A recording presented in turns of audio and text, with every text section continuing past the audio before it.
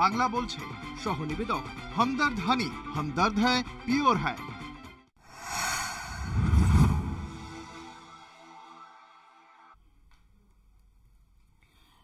শুরু করছি বাংলা বলছে। 5ই আগস্ট হাসিনা সরকারের পতনের পর প্রায় 7 মাস কাটতে চলল।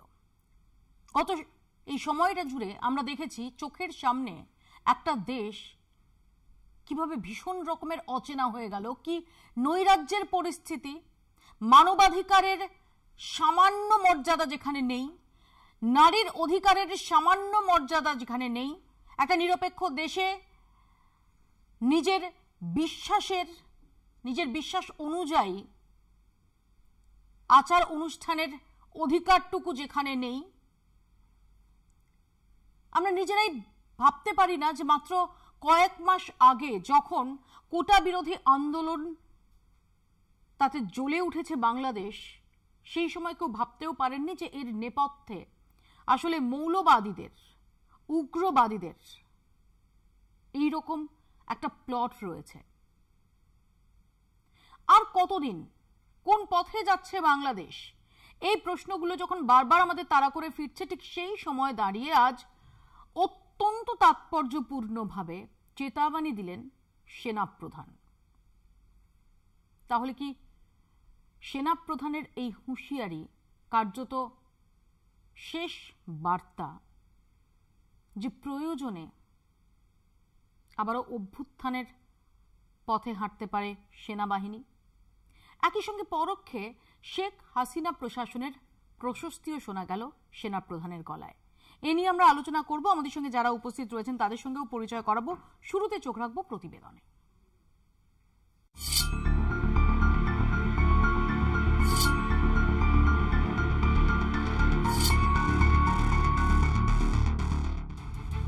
দেশে অশান্ত পরিস্থিতির দিকে নজর রেখে বাংলাদেশের মানুষকে সতর্ক করলেন সে দেশের সেনাবাহিনী প্রধান জেনারেল ওয়াকারুজ্জামান। বাংলাদেশের 3 বাহিনীর শীর্ষ কর্তাদের উপস্থিতিতে সেনা প্রধান বলেন, পরস্পরের বিরুদ্ধে মারামারি, কাটাকাটি, কাদা ছোড়াছুড়ির জন্যই এই অবস্থা। নিজেরা যদি কাদা ছোড়াছুড়ি করেন, মারামারি কাটাকাটি করেন, এই দেশ এবং জাতির স্বাধীনতা, সার্বভৌমত্ব বিপন্ন হবে। আমি আজকে বলে দিলাম, নাইলে আপনারা বলবেন যে আমি আপনাদের সতর্ক করিনি। এই দিনের এই সাংবাদিক বৈঠক থেকে আওয়ামী লীগকে এক প্রকার প্রশংসার সার্টিফিকেট দিলেন জেনারেল ওয়াকার।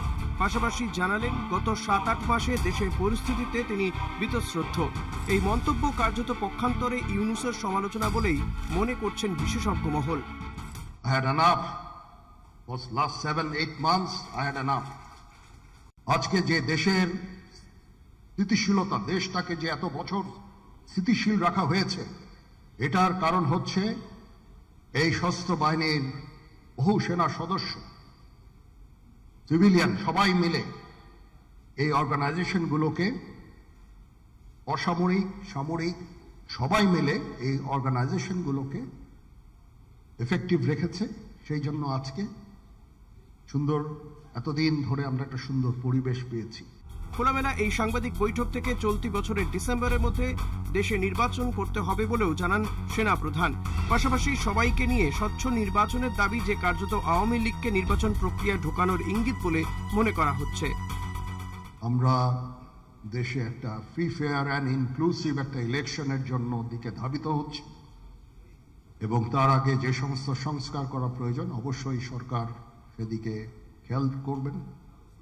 আমি যতবারই ডক্টর ইউনূসের সাথে কথা বলেছি, he completely agrees with me. There should be free, fair and inclusive election, and that election should be within December. প্রতিবেশী দেশের অস্থির পরিস্থিতি নিয়ে ভারতের বিদেশমন্ত্রী আগেই মন্তব্য করেন, বাংলাদেশকে নিজেদেরটা নিজেদের বুঝতে হবে। But at the end of the day, we are a neighbor. We have to make up their mind what kind of relationship they want with us. If they stand up and blame India for everything, and some of the things, if you look at the reports, are absolutely ridiculous. We have sent a very clear signal saying, look, okay, you are a neighbor. We would like things to calm down. We would like the the trade, the contacts and other things. 7-8 মাস ধরে অশান্ত দেশ, একের পর এক গন্ডগোলে অগ্নিগর্ভ প্রতিবেশী বাংলাদেশ। অস্থির পরিস্থিতির কারণে বিশ্বজুড়ে প্রশ্ন উঠছে সে দেশের প্রশাসন নিয়ে। এই অবস্থায় ভারতের বিদেশমন্ত্রীর পথেই নিজেদেরটা নিজেরা বুঝে নিতেই বাংলাদেশের সেনাপ্রধানের এই সতর্কবার্তা বলে মনে করছেন বিশেষজ্ঞরা। কলকাতা টিভি। আমাদের সঙ্গে রয়েছেন বিজেপির পক্ষ থেকে অবসরপ্রাপ্ত আইপিএস অফিসার দেবাশিস ধর।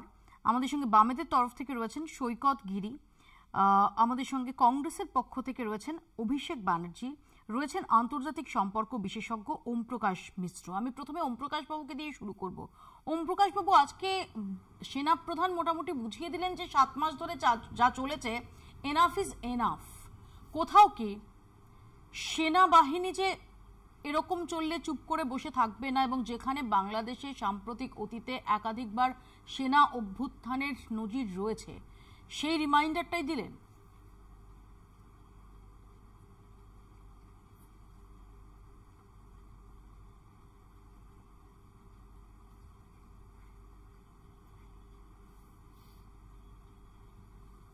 সেটার একেবারেই ঠিক। বাংলাদেশের জন্মলগ্ন থেকেই বাংলাদেশের রাজনীতিতে এবং প্রশাসন পরিচালনায়, এমনকি সরকার পরিচালনায় সেনাবাহিনী অনেক ক্ষেত্রেই প্রত্যক্ষ ভূমিকা নিয়েছে।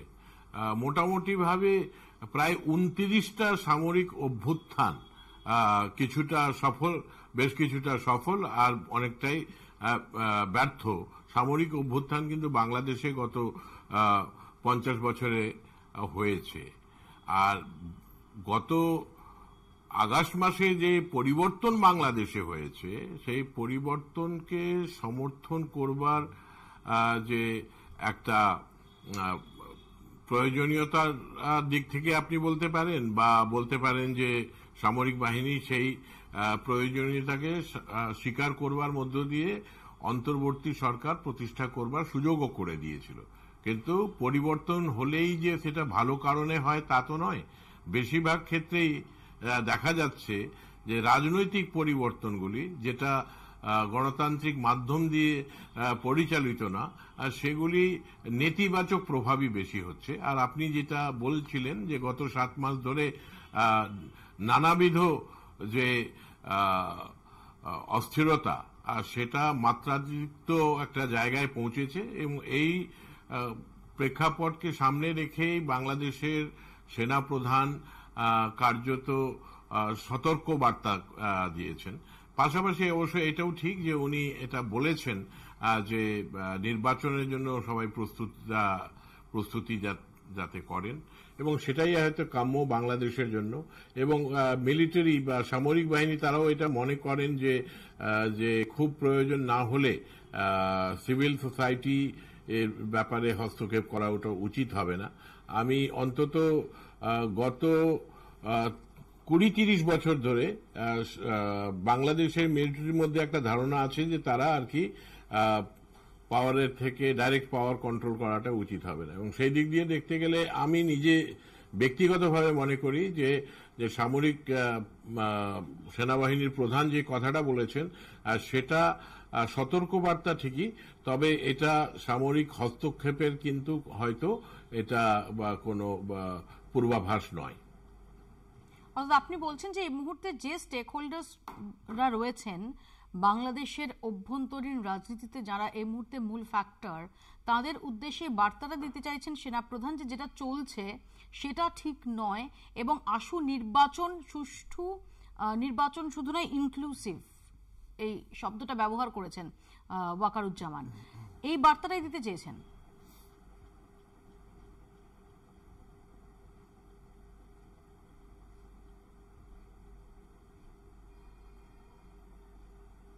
না, সেটা ঠিকই আছে, সেটা ঠিকই আছে। তার কারণটা হচ্ছে যে বাংলাদেশে যে দেখুন 2 ধরনের বড় ডিভাইড, একটা তো পলিটিক্যাল পার্টি লেভেলে, আর একটা হচ্ছে আইডিওলজি লেভেলে।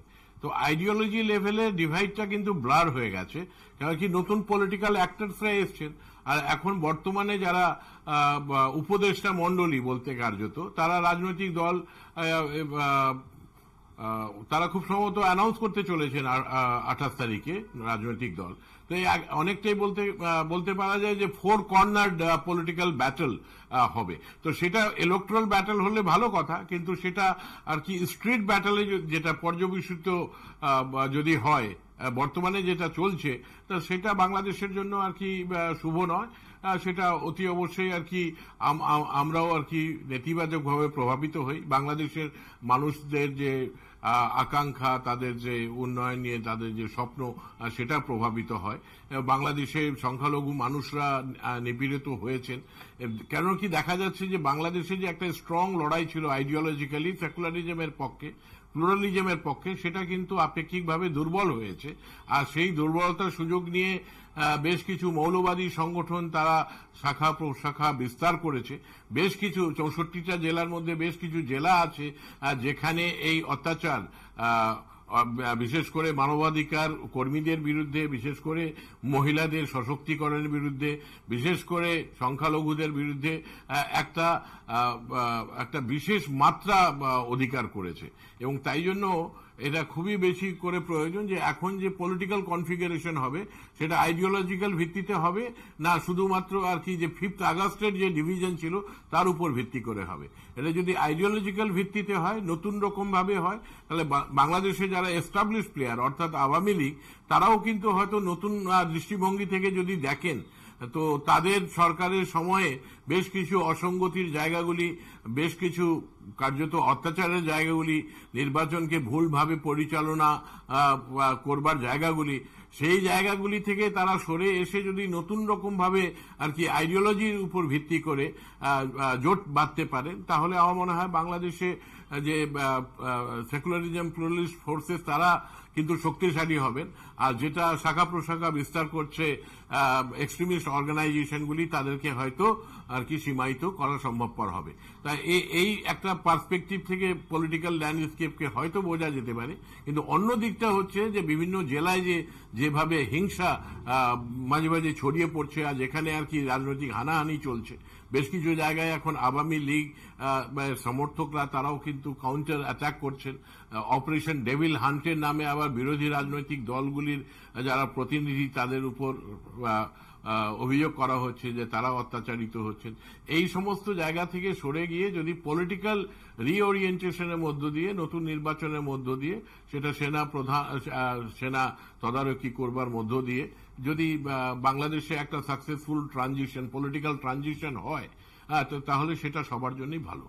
আমি আসবো আপনার কাছে, আমি দেবাশিস তার কাছে আসবো। দেবাশিস, তো একটা শক্তিশালী গণতন্ত্রে কখনোই তো আমরা চাই না যে সেনার ভয়েস, সেনাবাহিনী তাদের প্রশাসনিকভাবে তারা ক্ষমতাবান হয়ে উঠুক এবং রাজনৈতিক দলগুলো তাদের উপর তারা কোথাও নিয়ন্ত্রণ কায়েম করুক, এটা আমরা চাই না।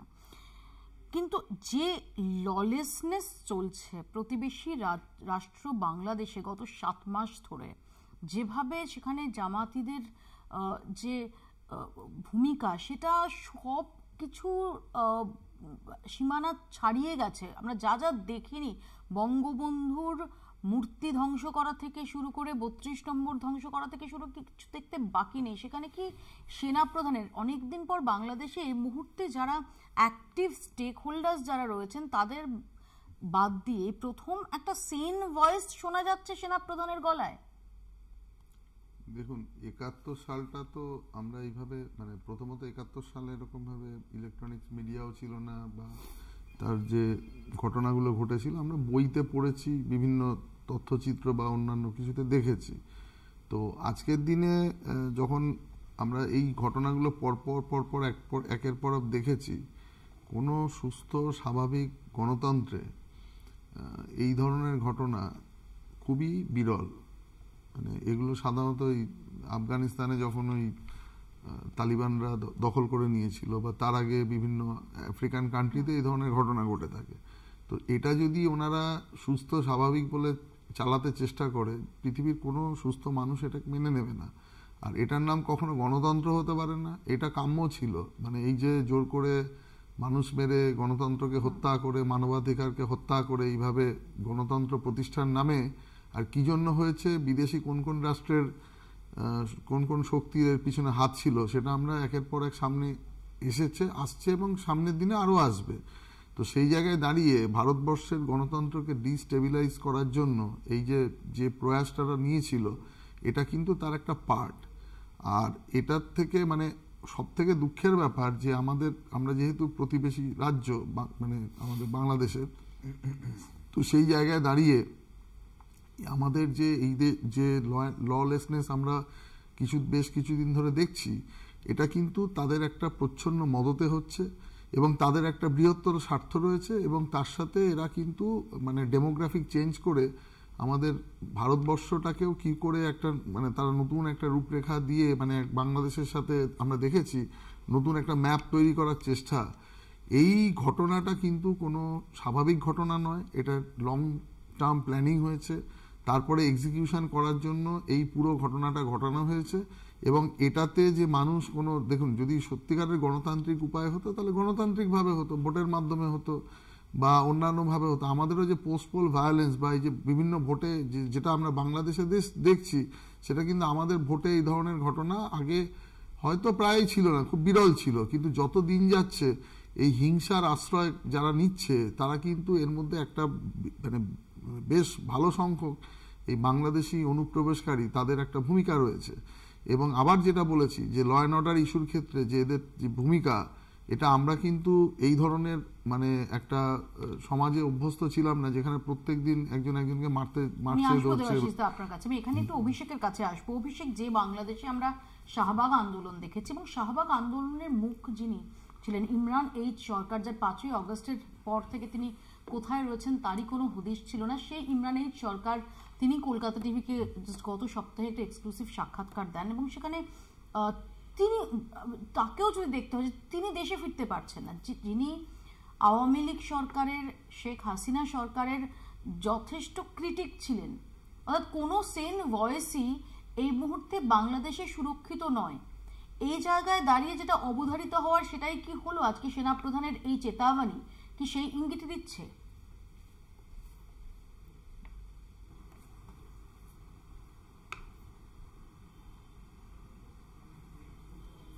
আওয়াজ সুরক্ষিত নয় তা নয়, বাংলাদেশ সরকারও সুরক্ষিত নয়। আজকে আমি ওমপ্রকাশ স্যার আছেন, ওমপ্রকাশ স্যার আমার ব্যক্তিগত স্তরে অত্যন্ত শ্রদ্ধেয় একজন মানুষ। ওমপ্রকাশ স্যারের একটা বক্তব্যের সঙ্গে আমি একটু সামান্য দ্বিমত পোষণ করব। সেটা হচ্ছে যে 1982 সালের মোহাম্মদ এরশাদ যখন ওই রক্তহীন অভ্যুত্থানের মাধ্যমে মার্শাল ল লাগু করে সরকারে এসেছিল, ঠিক তার অব্যবহিত আগে আব্দুল সাত্তার, যিনি অন্তর্বর্তীকালীন সরকারের প্রধান হয়েছিল জিয়াউর রহমান মারা যাওয়ার পর, একই রকম সমালোচনা শোনা গেছিল যে এখনকার সরকার, এবং তো আমার কথা বিশ্বাস করতে হবে না, এটা পাবলিক ডোমেনে অ্যাভেলেবেল, একই সমালোচনার সুর ছিল যে আপনারা খেয়েই করছেন, আপনারা সরকার চালাতে পারছেন না। এবং তারপরে আমরা দেখেছিলাম মার্শাল ল এবং অভ্যুত্থান। এবং দুর্ভাগ্যটা কি জানো তো, যে কোনো সামরিক সরকার গঠনের আগে সমালোচনাটা এরকমই হয়। পারভেজ মুশাররফ ঠিক একই রকম ভাষা দিয়ে নওয়াজ শরীফকে সরিয়ে সরকারে এসেছিল। এবং তুমি যদি দক্ষিণ পূর্ব এশিয়াতে দেখো, ভারতবর্ষের অসম্ভব সৌভাগ্য, ভারতবর্ষে একটা ইন্দিরা গান্ধী এসেছিলেন, এবং ভারতবর্ষে একটা ইন্দিরা গান্ধী এসেছিলেন বলে কোন রকম সামরিক অভ্যুত্থান বা কোন রকম এরকম অভ্যুত্থানের মতো এরকম মানে অতি বিপ্লবী অভ্যুত্থানকে আমরা দমন করতে পেরেছিলাম। কিন্তু দেবাশিস দা একটা খুব ইন্টারেস্টিং কথা বললো, সেটা হচ্ছে ভারতবর্ষকে ডিস্টেবিলাইজ করার চেষ্টা হচ্ছে এবং কোন কোন বৈদেশিক শক্তি ছিল। খুব ভালো কথা। সেই বৈদেশিক শক্তি, যে বৈদেশিক শক্তিকে উনি ইঙ্গিত করলেন, সেই বৈদেশিক শক্তির এড ভারতবর্ষের ভোট বাড়াবার জন্য পাওয়া যাচ্ছে, গত 10 বছরে পাওয়া গেছে। তার সম্বন্ধে কোনো সমালোচনা শুনতে পাইনি। একটা খুব অত্যন্ত বেসিক প্রশ্ন ওমপ্রকাশ স্যার আছেন, আমার ভুল হলে উনি ধরিয়ে দেবেন। অন্তর্বর্তী সরকারের সঙ্গে আলোচনা করার কোনো বাধ্যতা কোনো সরকারের থাকে না। ইউনিস সরকার একটা অন্তর্বর্তী সরকার, তাকে স্বীকৃতি দেওয়ার কোনো দায় ভারতবর্ষের ছিল না। তুমি একই সঙ্গে শেখ হাসিনাকেও আশ্রয় দিচ্ছ, আবার অন্তর্বর্তী সরকারের সঙ্গে বৈদেশিক মন্ত্রী বা বৈদেশিক সচিব স্তরে আলোচনা করছো, দুটো তো হতে পারে না। আফগানিস্তানে যখন প্রথমবার তালিবান অভ্যুত্থান হয়েছিল 2002 সালে, তখন আমাদের সরকার ছিল না, অটল বিহারী বাজপেয়ীর সরকার ছিল, 1-2 বছরের অন্তর্বর্তীকালীন সরকার ছিল। অটল বিহারী বাজপেয়ীর সরকার কিন্তু অন্তর্বর্তীকালীন সরকারকে স্বীকৃতি দেয়নি। আমার কথা বিশ্বাস করতে হবে না, অলরেডি আছে পাবলিক ডোমেনে। আমি এটা বুঝতে পারছি না নরেন্দ্র মোদী চাইছেনটা কি। উনি কি ইউনূস সরকারকে স্বীকৃতি দিচ্ছেন? কারণ মানে ওনার যারা শিল্পপতি বন্ধুরা আছে তাদের টাকা আটকে আছে বলে, নাকি একই সঙ্গে আমি শেখ হাসিনাকে আশ্রয়ও দেবো, অন্তর্বর্তীকালীন সরকারকে স্বীকৃতিও দেবো? কি হচ্ছে? আমি আসবো দেবাশিসের রেসপন্স নেব, তার আগে একটু সৈকতের কাছে আসবো। এক সেকেন্ড সৈকত। না দেখুন, গোটা পৃথিবীর ইতিহাস জুড়ে যে কোনো অভ্যুত্থান, তার পরবর্তীকালে সেই অভ্যুত্থান বিপ্লব, আমরা যাকে বামপন্থীরা রিভলিউশন বলি, সেই রিভলিউশন কখনো গোলাপের পাপড়ি বেছানো হয় না। ইতিহাসের একের পর এক অধ্যায় রয়েছে যেখানে যে কোনো অভ্যুত্থানের পরবর্তীকালে রক্তক্ষয়ী সংগ্রামের ইতিহাস রয়েছে। আপনি যদি দেখেন ৭১-এর ডিসেম্বর থেকে ৭৫ বাংলাদেশ দেখেছে ৩ বছরের মধ্যে বাংলাদেশের রাজনীতি পাল্টে গেছিল। আপনি যদি, আমি দেখছিলাম যে রাশিয়ায় যখন ফেব্রুয়ারিতে বিপ্লবের কথা বলা হয় তার ঠিক ৯ মাস পর ৭ই নভেম্বর আসে ১৯১৭-তে। ফরাসি বিপ্লবে ১৭৮৯-এ ৩ বছর পর ১৭৯৩-তে সরস্বতী শিরচ্ছেদ করা হয়। তার মানে এই যে ৩টে বছর বা কোথাও ৩.৫ বছর, কোথাও ৭ মাস ৯ মাস, এই পিরিয়ডটা একটা অরাজক পরিস্থিতির মধ্য দিয়ে পৃথিবীর ইতিহাসে সমস্ত দেশকেই কাটাতে হয়েছে। বাংলাদেশ সেই পরিস্থিতির মধ্যে রয়েছে। এখন দুটো বিষয়, আজকে বাংলাদেশকে ভারতীয় সরকার কোন দৃষ্টিভঙ্গিতে দেখছে, অভিষেকিতা যে পয়েন্টগুলো তুলেছে তার সঙ্গে আমি একমত। আপনার স্মরণে থাকার কথা মুপিয়ে দিই, যখন মোদি আমেরিকা গেলেন তখন আওয়ামী লীগের বাংলাদেশ শাখা এমনভাবে রাস্তায় নেমে ওয়েলকাম মোদি করলো যাতে মনে হলো যে বিজেপি আর একটা শাখা সংগঠন বাংলাদেশে খুলে ফেলেছে। এবং রাষ্ট্রসংঘের রিপোর্ট বলছে, রাষ্ট্রসংঘের রিপোর্ট তো আর কেউ জল মিশিয়ে করবে এমনটা নয়, রাষ্ট্রসংঘের রিপোর্ট বলছে যে শেখ হাসিনার সরকার জুলাই আগস্ট মাসে যা করেছে সবটা ঠিক করেনি। যে দেশের মাটিতে ভাষা আন্দোলনের ইতিহাস রয়েছে, শিকড় রয়েছে, সেখানে দাঁড়িয়ে এই যে আরএসএস বিজেপির কালচারের মতন করে আরেকটা শক্তিকে বাংলাদেশে এনকারেজ করা হচ্ছে, আবার তার উল্টো দিকে, এটাই তো বাস্তব হয় ইতিহাসে। যখন কোন একটা প্রবল প্রচন্ড পরিমাণে রিলিজিয়াস ফোর্স স্ট্রংলি অ্যাক্ট হয়, তখন উল্টো দিকে জর্জ সোরসের টাকায় পুষ্ট হওয়া ইউনিস সরকার, তারা কোথাও না কোথাও একটা সরকার ভাঙাচোরা সরকার চালানোর চেষ্টা করে। আজকাল সেনাবাহিনীর বার্তা খুব পরিষ্কার দিশা নির্দেশ করছে। গত কয়েক দশক ধরে গোটা পশ্চিমী দুনিয়া যেভাবে তৃতীয় বিশ্বের দেশগুলোর রাজনীতিকে নিয়ন্ত্রণ করার চেষ্টা করছে, তাতে আজকে সেনাপ্রধানের কথা এটা পরিষ্কার, আফগানিস্তান, পাকিস্তান কিংবা মধ্যপ্রাচ্যের দেশগুলোর মতন বাংলাদেশের রাজনীতিও পশ্চিমী দেশ নিয়ন্ত্রণ করছে। সে জর্জ সোরস হতে পারে কিংবা ট্রাম্পের টুইট থেকে, ট্রাম্প তো নিজেই বলেছেন যে বাংলাদেশে বিভিন্ন এনজিওর মাধ্যমে টাকা পাঠানো হয়েছে। এখানে মমতা বন্দ্যোপাধ্যায় এবং নরেন্দ্র মোদী এদের ভূমিকা কি? যেমন মমতা বন্দ্যোপাধ্যায়, প্রথম আমি এক লাইন শুধু বলে দিই, মমতা বন্দ্যোপাধ্যায় পার্শ্ববর্তী রাজ্য, তিনি দেশের প্রধানমন্ত্রী নন, কিন্তু পার্শ্ববর্তী রাজ্যের মুখ্যমন্ত্রী তাকে উল্টো দেশের একজন জঙ্গি নেতা যেভাবে আহ্বান জানাচ্ছেন যে বাংলাকে ভারত থেকে বের করে আনুন, আপনি প্রধান মুখ হন, উল্টো দিকে বিজেপির নরেন্দ্র মোদী সরকার ইউনিস সরকারের সঙ্গে কূটনৈতিক দৌত্য চালাচ্ছে। আবার শেখ হাসিনা কেন হাজার হাজার, আমি শেখ হাসিনার কথা বলবো না, কয়েক হাজার আওয়ামী লীগ সমর্থক তারা এই দেশে শেল্টারে রয়েছে। তাহলে আমরা বামপন্থীরা কি চাই? উদিচি গত সপ্তাহে ৩ জন শহীদের মৃত্যুবরণের মাঝখানে উদিচি কালচারাল বার্তা নিয়ে একটা সম্প্রীতির ঐক্য মিছিল করেছে। সাংস্কৃতিক কালচারাল যারা ঐক্যবদ্ধ মানুষ তাদেরকে নামিয়েছে। কালচারালি পলিটিক্যালি বাংলাদেশের মানুষকে ঐক্যবদ্ধ করতে না পারলে জঙ্গিদের উদ্যান বৃত্তভূমি। আমি আসবো এখানে, একটা ছোট্ট বিরতি নেব, ছোট্ট একটা বিরতির পর এই প্রসঙ্গে আলোচনায় ফিরছি, দেখতে থাকুন বাংলা বলছে। ৫ই অগস্ট বাংলাদেশের ছাত্র আন্দোলনের জেরে হাসিনা সরকারের পতনের পর থেকেই সেদেশের পরিস্থিতি অগ্নিগর্ভ। দফা দফায় সংঘর্ষ, গন্ডগোলের ঘটনা ঘটে যাচ্ছে দেশের এই প্রান্ত থেকে ও প্রান্তে। আর এর মধ্যেই বাংলাদেশের অন্তর্বর্তীকালীন সরকারের উপদেষ্টা পদ থেকে পদত্যাগ করেছেন নাহিদ ইসলাম।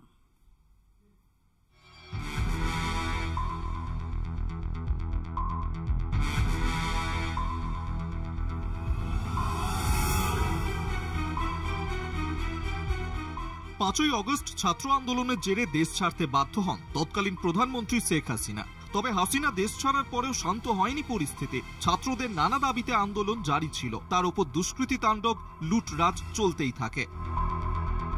23 অক্টোবর 2023 রাষ্ট্রপতি মোহাম্মদ শাহাবুদ্দিনের পদত্যাগের দাবিতে বিক্ষোভ ছড়ায় ওপার বাংলায়। দিনভর কয়েকশো বিক্ষোভকারী রাষ্ট্রপতি ভবন ভাঙচুরের চেষ্টা চালায়। বঙ্গভবনের সামনের রাস্তায় বিক্ষোভ প্রদর্শন করে কয়েকশো মানুষ। রাতে বঙ্গভবনের সামনে ব্যারিকেড ভেঙে এগোনোর চেষ্টা করে বিক্ষোভকারীরা। পুলিশের সঙ্গে বিক্ষোভকারীদের ধাক্কাধাক্কি হয়। পরিস্থিতি সামাল দিতে সাউন্ড গ্রেনেড ছোড়ে পুলিশ, পরে হস্তক্ষেপ করে সেনা। 17 জানুয়ারি উগ্র জাতীয়তাবাদী ছাত্রদের হাতে আক্রান্ত বাংলাদেশের আদিবাসী ও জনজাতিরা। আদিবাসী বা জনজাতি পরিচয়ে দেশে কারো থাকা চলবে না বলে দাবি জাতীয়তাবাদী ছাত্রদের। আদিবাসী ও জনজাতি স্বীকৃতির দাবিতে সংক্ষুব্ধ আদিবাসী ছাত্র জনতা নামে একটি সংগঠনের কর্মসূচির ওপরে হামলা চালায় এই উগ্রপন্থী ছাত্ররা। পুলিশের সামনেই লাঠি, রড ও উইকেট দিয়ে বেধড়ক মারধর করে। জনজাতির বহু ছাত্র গুরুতরভাবে জখম হন। 5 ফেব্রুয়ারি 2025 ঢাকার 32 নম্বর ধানবান্ডিতে বঙ্গবন্ধু মুজিবুর রহমানের বাড়িতে চালানো হয় ভাঙচুর। বাড়িতে প্রবেশ করে তাণ্ডব চালায় দুষ্কৃতীরা। এই বাড়িতেই সপরিবারে হত্যা করা হয় শেখ মুজিবকে। বাড়িটিকে স্মৃতি মিউজিয়াম হিসেবে গড়ে তোলা হয়। পুরো বাড়িটি ভেঙে আগুন লাগিয়ে দেওয়া হয়। ঐতিহাসিক বাড়িটি বুলডোজার দিয়ে গুঁড়িয়ে দেওয়া হয়।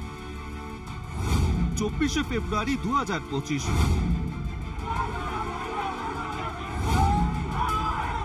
বাংলাদেশের কক্সবাজারে বিমান বাহিনীর ঘাঁটিতে আচমকা হামলা চালায় দুষ্কৃতীরা। বিমান ঘাঁটির পাশের সমিতি পাড়ার কিছু দুষ্কৃতী অতর্কিত হামলা চালায়। ঘটনায় প্রাণ হারান এক ব্যক্তি। দেশের এই অশান্ত পরিস্থিতির প্রেক্ষাপটে একের পর এক বৈষম্য বিরোধী আন্দোলনের ছাত্ররা ক্রমেই সরে যেতে থাকেন। তৈরি হতে চলেছে নতুন ছাত্র সংগঠন, যার সম্ভাব্য নাম বিপ্লবী ছাত্র শক্তি। এর মধ্যেই বাংলাদেশের অন্তর্বর্তীকালীন সরকারের উপদেষ্টা পদ থেকে পদত্যাগ করলেন নাহিদ ইসলাম। এই নাহিদই ছিলেন হাসিনা বিরোধী আন্দোলনের প্রধান মুখ। ফলে স্বভাবতই ইউনূস সরকারের অস্তিত্ব ও স্থায়িত্ব প্রশ্নের মুখে পড়ে বলে রাজনৈতিক মহলের ধারণা। কলকাতা টিভি। সৈকতের কাছে আসবো। সৈকত, একটু আগে তুমি যে কথাগুলো বলছিলে আমি তারপর বিরতিতে গেলাম। প্রশ্ন হচ্ছে যে যখন 5ই আগস্টের আগে, যখন জুলাই থেকে আমরা দেখতে পাচ্ছি যে কোটা বিরোধী যে আন্দোলন গড়ে উঠেছিল, সেই সময় দাঁড়িয়ে তো সেটাকে গ্লোরিফাই করা হয়েছিল। এই যে নাহিদ ইসলাম তিনি সরে দাঁড়ালেন, কিন্তু আমরা তো দেখেছি যে সেই সময় এপার বাংলাতেও কোনো কোনো মহল তারা সেটাকে ভীষণভাবে গ্লোরিফাই করেছিলেন। সেই সময় কেউ ধরতেই পারেননি যে আসলে এর নেপথ্যে কিসের ছক রচিত হচ্ছে, তার দায় তো নিতে হবে। এখানে তো আমরা দেখেছি যে ডিপি বদলে ফেলা থেকে শুরু করে রাস্তায় মিছিল অব্দি বেরিয়েছে। একদমই। দেখুন, জুলাই আগস্টের যে অভ্যুত্থান, সেই আন্দোলন ছিল ছাত্র জনতার আন্দোলন এবং সেটা নাগরিক আন্দোলন। এবার যে কোনো আন্দোলন, অভ্যুত্থানকে আমি প্রথমে শুরু করেছিলাম যে কথা বলে, যে কোনো অভ্যুত্থান হওয়ার পর তার পরবর্তীকালে তার ফায়দা লোটার জন্য কিভাবে জনগণ মোটিভেটেড হচ্ছে, কোন দিকে বাংলাদেশের জনগণ মুভ করছে, তার উপর নির্ভর করে। আমি আপনাকে তার জন্য রাশিয়া, ফ্রান্স থেকে, হাঙ্গেরি থেকে বাংলাদেশ, একটা আন্দোলন তার যে ফলশ্রুতি হাসিনা সরকারের পতন এবং তারপর কিছু মুনাফালোভী কিছু বডি তারা ঢুকে পড়েছে, এটা এতটা সরলীকরণ কি করা যাবে, নাকি আসলে ছাত্র আন্দোলনকে সামনে রেখে একটা প্লট রচিত হয়েছিল? দেখুন, নাহলে 5ই আগস্টে আমরা যে চিত্র দেখেছিলাম, যে যেভাবে শেখ হাসিনা সরকারের বাড়িতে যেভাবে লুটপাট চলেছে এবং সেই দিন থেকে যা যা হয়েছে, বঙ্গবন্ধুর মূর্তি ভাঙা থেকে শুরু করে এমনকি এত আপস এন্ড ডাউনস এর মধ্যে দিয়ে গেছে বাংলাদেশের অভ্যন্তরীণ রাজনীতি, 32 নম্বরে কখনো হামলার ঘটনা ঘটেনি। আমরা এই দফায় তাও দেখে নিলাম। একদম। দেখুন, 71-এর পরবর্তীকালে 3 বছর ধরে যখন 71-এর অভ্যুত্থান হয়, তারপরেও একই রকম লুটতরাজ চলেছে। লালন ফকির থেকে শুরু করে ঋত্বিক ঘটক, কারো অমর্যাদা সেখানে একদমই। আমি তো প্রথমেই আপনাকে বললাম যে অভ্যুত্থান পরবর্তীকালে পুরো নিয়ন্ত্রণটা ছাত্র জনতা ঐক্যের মুখেদের হাতে নেই। তাকে যে যেমন, আচ্ছা আপনি বলুন না, ডোনাল্ড ট্রাম্প যদি এনজিওর মাধ্যমে টাকা পাঠায় বা জর্জ সোরস যদি কয়েক লক্ষ কোটি টাকার ইনভেস্ট করে, তাহলে সেই পরিমাণ টাকা কোথায় গেল? নিশ্চিতভাবে কোনো উগ্র সাম্প্রদায়িক শক্তির হাতে গেছে। তারা আজকে বাংলাদেশকে বিপথে পরিচালিত করছে। তার জন্য গৃহযুদ্ধের অবস্থা, এবং আগামী দিনে অবাক হওয়ার কোনো বিষয় নেই। নাহিদ ইসলাম আজকে পদত্যাগ করেছে। হয়তো এই ছাত্র জনতা ঐক্যের যে 5-6 জন প্রধান মুখ ছিল, এদের মধ্যেও ফাটল ধরেছে।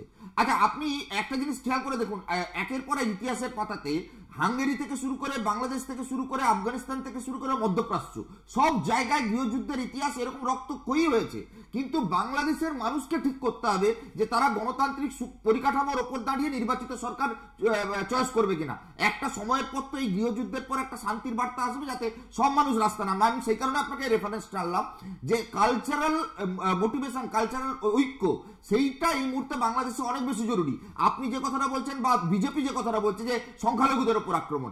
এটা হিন্দু সংখ্যালঘু প্রশ্নটা না, সংখ্যাগুরুরা, সাম্প্রদায়িক মৌলবাদীরা তারা আজকে সংখ্যালঘুদের উপর অত্যাচার করছে, রাস্তায় মহিলাদের উপর অত্যাচারের সংখ্যা বাড়ছে। আমি জানি না সত্য কি মিথ্যা, গত 72 ঘন্টায় শুনলাম 60 থেকে 65টা নাকি নারী নিগ্রহের ঘটনা ঘটেছে। এরা তো আর কেউ সভ্য সমাজের কেউ হতে পারে না। কিন্তু বাংলাদেশে যারা ধর্মীয়ভাবে সংখ্যালঘু অর্থাৎ হিন্দুরা, তাদের উপর যে আক্রমণের ঘটনাটা ঘটছে এটা তো সত্যি, এটা তো বাস্তব। একদম অরাজক পরিস্থিতি হলে সবার প্রথম যারা নরম হয়, যারা সংখ্যায় কম হয়, তাদের উপরেই সংখ্যাগুরুরা আক্রমণ চালায়। সেটা আপনার গুজরাট হতে পারে, ভারতবর্ষ হতে পারে, কিংবা বাংলাদেশ, কিংবা আপনি অন্য কোনো জায়গায় রিভলিউশনের পর দেখবেন একটা সময় তো সাদা চামড়ার লোকেরা কালো চামড়ার লোকেদের উপর আক্রমণ করতো। আফ্রিকায় গৃহযুদ্ধের ইতিহাসও তাই, হাঙ্গেরিও তাই, আমেরিকাও তাই। এবার প্রশ্ন হচ্ছে যে আগামী দিনের সুস্থ নির্বাচন পরিকাঠামোর মধ্যে বাংলাদেশ যাবে কিনা। যদি সেনাবাহিনীর অভ্যুত্থান ঘটে, সেনাবাহিনীর নিয়ন্ত্রণে নির্বাচন হয়, অবভিয়াসলি সেখানে আমরা কি দেখতে পাচ্ছি যে একদিকে বাংলাদেশের মধ্যেই একটা গৃহযুদ্ধের একটা আশঙ্কা। আমরা গত কয়েক মাসে দেখেছি যে বাংলাদেশের যে মায়ানমার সীমান্ত, সেখানে আরাকান আর্মির দাপাদাপি, এইরকম একটা জায়গা দাঁড়িয়ে, এবং এই যে সেনা ঘাঁটিতে হামলা, এরপরই কি সেনাবাহিনীর প্রধানের এই হুঁশিয়ারি?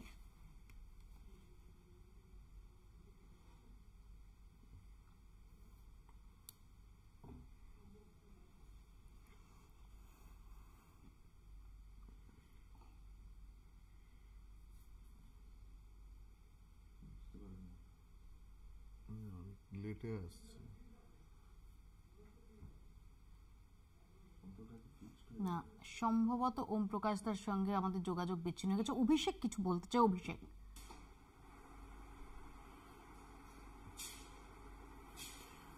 আমি তোমার এই প্রশ্নের উত্তরটা কি এইভাবে দিতে চাই মফিয়া, সেটা হচ্ছে যে আনফর্চুনেটলি আমরা বাঙালিরা না একটু বিপ্লব নিয়ে প্রচন্ড রোমান্টিক, এবং দুর্ভাগ্যবশত যেখানে যে কোনো রকম বিপ্লব হোক, সেই বিপ্লবটাকে নিয়ে আমরা একটা অদ্ভুত রোমাঞ্চ অনুভব করি।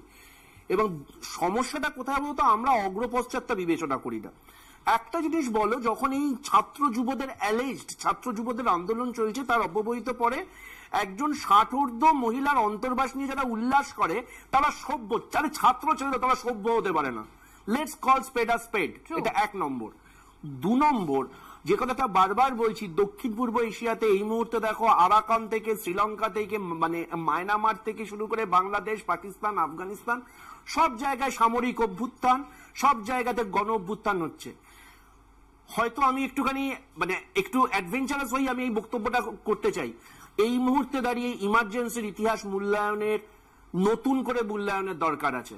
কোন রকম মানে না করে আমি হয়তো এটা একজন কংগ্রেসী থাক না কেন, এমার্জেন্সি, সেই এমার্জেন্সিকেও গ্লোরিফাই করা যায় না।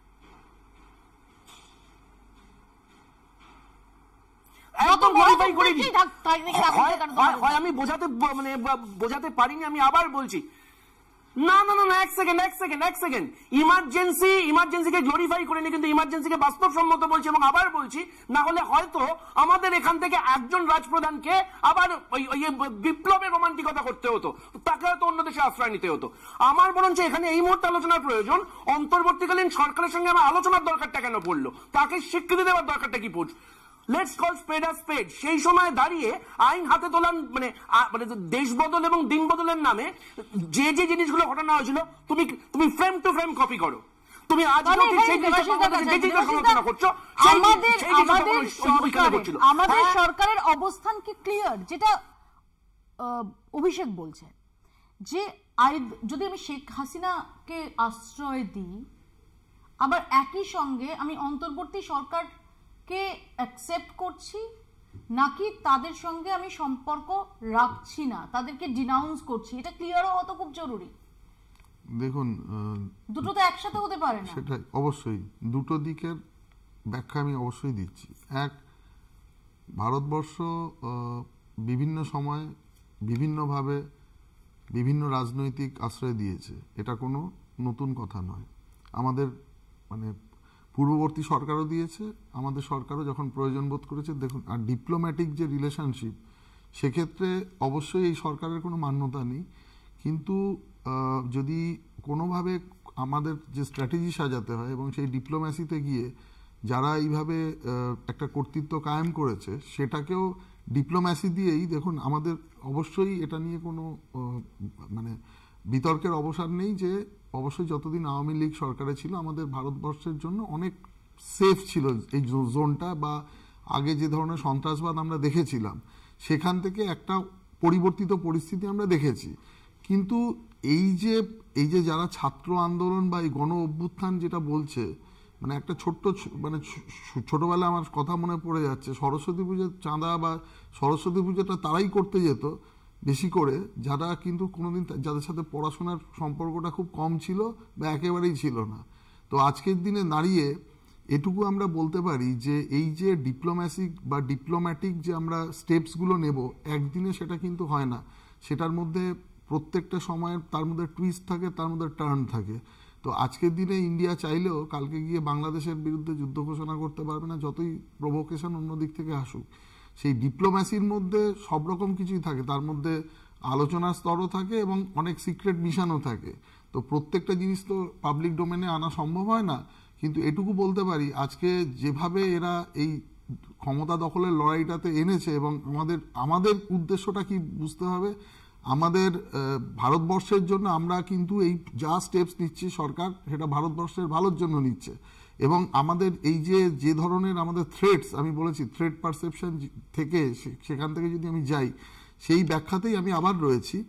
একটা কথাই বলতে পারি যে এই ঘটনা যারা ঘটিয়েছে তাদেরকে আমরা কখনোই বিপ্লবী বলে তাদের আখ্যা দিতে আমি আসবো আপনার কাছে। ইতিমধ্যে মৈনাক পুততুণ্ড আমাদের সঙ্গে যোগ দিয়েছেন। মৈনাক, আমরা যেটা নিয়ে কথা বলছিলাম যে আজকে দাঁড়িয়ে সেনাপ্রধান বার্তা দিয়ে দিচ্ছেন যে এনাফ ইজ এনাফ, ডিসেম্বরে নির্বাচন করতে হবে, ডিসেম্বরের মধ্যে, এবং একটা সুষ্ঠু এবং ইনক্লুসিভ নির্বাচন করতে হবে, এবং সমস্ত স্টেক হোল্ডারের উদ্দেশ্যে আজকে তার করা বার্তা। কোন পথে যাচ্ছে বাংলাদেশ? তাহলে কি সেনা অভ্যুত্থানের যে অতীত ইতিহাস রয়েছে বাংলাদেশে প্রয়োজনে তার পুনরাবৃত্তি হতে পারে? আজকে এরকম চেতাবনী থাকলো ওয়াকারুজ্জামানের বক্তব্যে? আজকে বাংলাদেশের সেনাপ্রধান ওয়াকারুজ্জামানের বক্তব্যটা আমিও শুনছিলাম কিছুক্ষণ আগে। তো বারবার করে যে কথাটা উনি বলছেন, ঘুরে ফিরে বলছেন যে আমাদের আক্রমণ করবেন না, বারবার করে বলছেন আমাদের আক্রমণ করবেন না। এবং তার সঙ্গে সঙ্গে তিনি এটা শুনিয়ে রেখেছেন যে এই তথাকথিত স্বাধীন বাংলাদেশে আমরাই হচ্ছে একমাত্র একটি প্রতিষ্ঠান যারা ল অ্যান্ড অর্ডারটা বজায় রাখতে পারি, এ কথাটা তিনি বলেছেন। তার সঙ্গে সঙ্গে তিনি যথেষ্ট স্পষ্টভাবে বলছেন যে তিনি মনে করছেন বাংলাদেশের যে বর্তমান অন্তর্বর্তী সরকার রয়েছে তারা দেশ প্রপারলি চালাতে পারছেন না, নিজেদের মধ্যে কাটাকাটি, মারামারি, হিংসা এগুলো বেড়ে যাচ্ছে। এবং তিনি পরিষ্কার ওয়ার্নিং দিচ্ছেন যে আমি কিন্তু আপনাদেরকে বলে দিচ্ছি এবং আপনারা কিন্তু পরে বলবেন না যে সেনাবাহিনী আপনাদেরকে ওয়ার্ন করেনি নিজেদের মধ্যে হানাহানি থামানোর জন্য। অর্থাৎ যে জায়গাটার থেকে তিনি কথা বলছেন মনে হচ্ছে না যে একটি গণতান্ত্রিক রাষ্ট্র বা যে কোনো রাষ্ট্র, সেই রাষ্ট্রের রাষ্ট্রপ্রধানের নিচে কোনো সেনাপ্রধান রয়েছেন তিনি কথা বলছেন। মনে হচ্ছে যেখান থেকে কথাটা আসছে that is the supreme authority, এটা কিন্তু তিনি অলরেডি প্রতিষ্ঠা করার দিকে যাচ্ছেন। তিনি বলছেন যে আপনারা আমাদেরকে উপদেশ দিন, উপদেষ্টাদেরকে তিনি স্পষ্ট বলছেন যে আপনারা উপদেশ দিন, যদি উপদেশ ভালো হয় তাহলে শুনবো। তাহলে সেই ক্ষমতাটা তিনি কিন্তু নিজের হাতে নিয়ে নিচ্ছেন। শুধু আজকের এই বক্তব্যটার মাধ্যমে সেটা দেখা যাচ্ছে। বক্তব্যটা কেন রেখেছেন তার একটা ডাইরেক্ট রিজন হচ্ছে আজকে চট্টগ্রামে বাংলাদেশের এয়ারফোর্স বেসে যে হঠাৎ করে প্রায় 150 মানুষ মিলে আক্রমণ করেছে, একজন মারা গেছেন, গুলি চলেছে বা চলেনি ইত্যাদি, এই ঘটনাটা। কিন্তু আসলে এটার পিছনে রয়েছে দীর্ঘদিন ধরে দেশে যে অরাজক পরিস্থিতি বাংলাদেশে চলছে, এই যে ইলেকশন হবে কি হবে না, কতগুলো দল তৈরি হবে, কারা সেই ইলেকশনে থাকবে, কারা সাপোর্ট করছে, এই জিনিসগুলো যে তৈরি হচ্ছে এটাতে বাংলাদেশের মানুষের মনের ক্ষোভটা কিন্তু সেনাপ্রধানও বুঝতে পারছে। এবং আমরা গোটা দক্ষিণ এশিয়া, দক্ষিণ পূর্ব এশিয়ার যদি ইতিহাসটা আমরা দেখি, আমরা কিন্তু অনেকবার এই ধরনের একটা পরিবর্তনের পরে, অভ্যুত্থানের পরে সেনাবাহিনীর টেক ওভার আমরা বহুবার দেখেছি, আমরা আবারও দেখতে পারি। আমি ওম প্রকাশ দার কাছে আসবো। ওম প্রকাশ দা, কোন পথে যাচ্ছে তাহলে বাংলাদেশ? না, আমি শুনলাম না, দেখুন এই যখন কোনো কিছু কারেন্ট অ্যাফেয়ার্স নিয়ে আলোচনা হয় না, তখন আমরা সবসময় যে বিষয়টা সামনে এসছে সেটাকে হয়তো অনেক বেশি করে আর বেশি বড় রকম করে আর কি সতর্ক বার্তা, কিন্তু আমি এটাও পাশাপাশি মনে করি যে বাংলাদেশ আর্ম ফোর্সেসে কোনো কনসেনসাস নেই। এবং আমি আপনাদেরকে আগেও বলছিলাম যে 29 বার মিলিটারি কু হয়েছে, কিন্তু তার বেশিরভাগটাই কিন্তু হচ্ছে আর কি আনসাকসেসফুল। তার বড় কারণটা হচ্ছে যে ল্যাক অফ কনসেনসাস। তো বাংলাদেশে এটা ঠিক যে একটা অস্থির পরিস্থিতি রয়েছে, কিন্তু সেই অস্থির পরিস্থিতির সুযোগ নিয়ে সেখানে আর্ম ফোর্সেস তারা আর কি ডাইরেক্টলি পলিটিক্যাল পাওয়ার কন্ট্রোল করতে চায় বা করতে পারে, এরকম সম্ভাবনা হয়তো থাকতে পারে। আমি আসবো ওম প্রকাশ দা আপনার কাছে। আমি একটু আগে দেখছিলাম যে অভিষেক রেসপন্ড করতে চায় দেবাশিস দার কথার পরিপ্রেক্ষিতে। অভিষেক।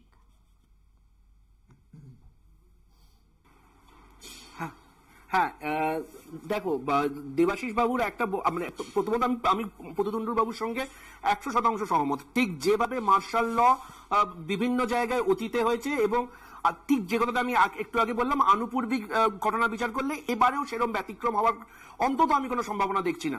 কিন্তু দেবাশিস বাবু একটা ইন্টারেস্টিং কথা বললেন যে ডিপ্লোমেসির মাধ্যমেই অনেক এরকম সমাধান করতে। আচ্ছা আমাকে একটা কথা বলো তো, শ্রীলঙ্কাতে জাফনাতে আমরা দেখেছিলাম যে অন্তর্বর্তীকালীন সরকার হয়েছিল, ভারত সরকার তাকে স্বীকৃতি দেয়নি, তার আফটারমাথ হিসেবে রাজীব গান্ধীকে প্রাণ দিতে হয়েছিল, কি হলো সেগুলো নিয়ে আমরা অন্য আলোচনা করব। My question is very simple, আমাকে আমার বিদেশ নীতিটা তো স্বতন্ত্র হতে হবে। ইউনুস কি করবে কি করবে না সেটা আমার হাতে কন্ট্রোল নেই। ভারতবর্ষের বিদেশ নীতিটা তো স্বতন্ত্র হবে। আমরা তো এটা তো হতে পারে না যে আমার এখান থেকে শুভেন্দু অধিকারী গিয়ে পেট্রাপোলে গিয়ে লাফালাফি করবে আর উল্টো দিকে জয়শঙ্কর গিয়ে তার সামনে মিনমিন করে কথা বলবে। দুটো তো সাইমালটেনিয়াসলি হতে পারে না। একটা অন্তর্বর্তীকালীন সরকারকে স্বীকৃতি দেওয়ার দায়টা কি পড়লো, যার সঙ্গে আমার ইভেন নেগেটিভ ট্রেড ব্যালেন্স, একটা মানে ইন্ডিয়া লকড কান্ট্রি, বাংলাদেশের 3 দিকে ভারতবর্ষ, সমস্যাটা কোথায়? I just want to know যে আমার এখানে সীমাবদ্ধতাটা কোথায়। এবং এটা হিরণ যে ঘটনাচক্রের বিধান মানে বিজেপির বিধায়ক তিনিও কিন্তু বলছেন ইন্দিরা গান্ধী থাকলে মানে অন্যরকম ফলাফল হতো। আমি আবার একটা কথা বলছি যে এটা একটা মানে একদিনে সমস্যার সমাধান হওয়ার না। যেরকম ভাবে পরিস্থিতি প্রত্যেকদিন পাল্টেছে তার উপর নির্ভর করে গভর্নমেন্টের স্ট্র্যাটেজি তৈরি হয়। আর এটা যদি কেউ ভেবে রাখেন যে একদিনে এই ঘটনার সমাধান হয়ে যাবে, সেটাও সম্ভব নয়। আর 2 নম্বর কথা হচ্ছে যেভাবে যে ভাষায় যেভাবে উত্তর আমাদের দিতে হয়, প্রত্যেকটা জিনিসের নির্দিষ্ট ভাষা আছে। ভারতবর্ষ অবশ্যই খুব সহনশীল দেশ, ভারতবর্ষের মতো এত সহনশীল দেশ বিশ্বে খুব কম আছে, যেখানে এতগুলো জাতি ধর্ম বর্ণ সকলের সহাবস্থান আছে। তারা কিন্তু সেইভাবেই সেই ঘটনাকে কন্ট্রোল করবে। এবং আমরা এটাও আমি বলছি আগামী দিনে এই যে যারা এই যে অভ্যুত্থান সবকিছু দেখতে পাচ্ছেন, এই যে যেখানে যে দেশটা এখন গো অ্যাজ ইউ লাইক চলছে, সেখানে গিয়ে যদি আপনি সেই মানে আমরা যখন খিচুড়ি খেতে গিয়ে যদি মানে গরম মাঝখানে গিয়ে হাত দিয়ে দিই, হাতটা কিন্তু পুড়বে। সেইভাবেই আমাদের প্রত্যেকটা স্ট্র্যাটেজি মেপে আবার কিভাবে সেইখানে আমরা সব থেকে বেস্ট পসিবল সলিউশন নিয়ে আসতে পারবো, এর জন্য আমাদের আর কিছুদিন ওয়েট করতে হবে। খুব সংক্ষেপে ওম প্রকাশ দার রিঅ্যাকশন নেব যে এখনো পর্যন্ত বাংলাদেশ সম্পর্কে ভারতের যে অবস্থান সেটাকে আপনি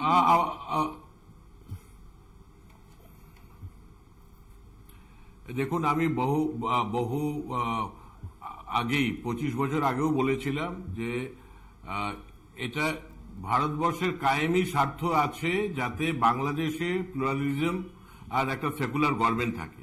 বাংলাদেশ ভূগোল ভুলে গেলে চলবে না, আর ভারতবর্ষ বারবার করে ইতিহাস স্মরণ করিয়ে দিলে বাংলাদেশে পপুলার হতে পারবে না। ইস্যুটা হচ্ছে যে আমাদের কিন্তু বিশেষ আলাদা করে কিছু করণীয় নেই। আমাদের যেখানে কনসার্নের জায়গা সেটা গভর্নমেন্ট অফ ইন্ডিয়া অতি অবশ্যই কনভে করা উচিত।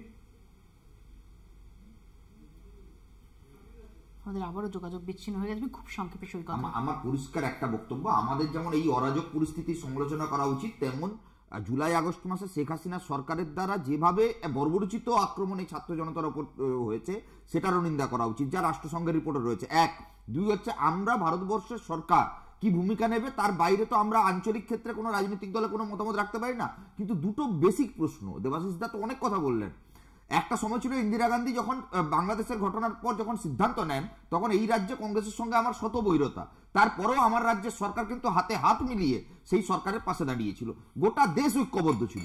আজকে বিজেপি সরকারের কোন কম্পালশন রয়েছে যেখানে 2 থেকে 2.5 মাস ভারত সরকারের কোনো স্টেটমেন্ট ছিল না, বিদেশ মন্ত্রক কোনো স্টেটমেন্ট ইস্যু করেনি, এবং যত বেশি করে ভারত বিদ্বেষী ভূমিকা বাংলাদেশের মধ্যে মাথাচাড়া দিয়েছে, জামাতের মুক্ত শক্তি ফান্ড পেয়ে আরো পুষ্ট হয়েছে, তত খবর রটেছে। আমি জানি না এটা কি সোর্স, কিন্তু এই যে খবরগুলো সামনে আসছে যে জামাতের নেতারা এসে ভারতবর্ষে আরএসএস এর নাগপুরে মিটিং করে গেছে, আওয়ামী লীগের যুবলীগ নেতা সে এসে এখানে আরএসএস সঙ্গে মিটিং করছে। আমি বলছি আভ্যন্তরীণ কোনো একটা দেশের বিষয়ে একটা পার্শ্ববর্তী দেশের আভ্যন্তরীণ কোনো একটা সংগঠন তারা ইনভলভের অভিযোগ উঠছে, তাহলে ভারত সরকারের বিদেশ দপ্তর হাত গুটিয়ে কেন বসে রয়েছে?